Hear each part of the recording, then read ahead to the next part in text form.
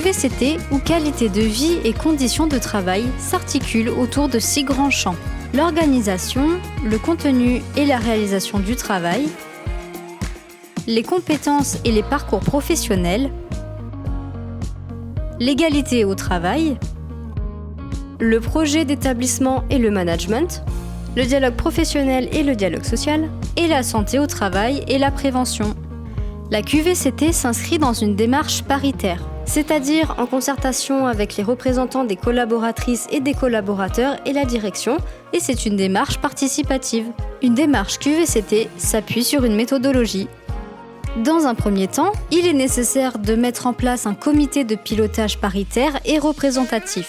Ce comité se devra de partager un langage commun concernant la QVCT afin qu'il puisse acter les objectifs de la démarche QVCT qu'il va initier. Le comité de pilotage va analyser les enjeux liés aux conditions de travail des collaboratrices et des collaborateurs. Il va structurer la démarche, définir le processus d'action et identifier les livrables attendus.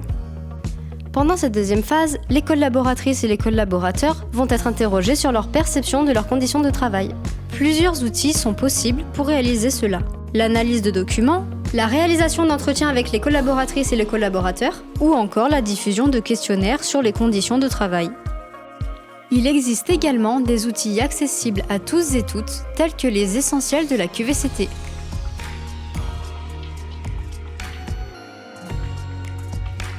La troisième phase consiste à expérimenter.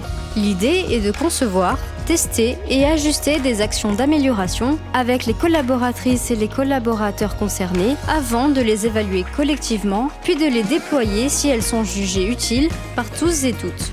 Cela peut être par le biais d'un Vimont Travail ou encore avec la mise en place d'espaces de discussion sur le travail. Il y a une multitude d'expérimentations possibles.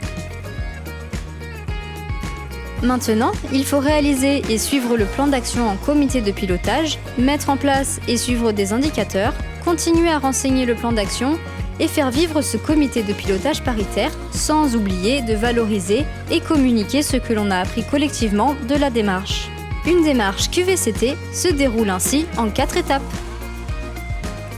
Et maintenant, à votre tour de mettre en place une démarche QVCT.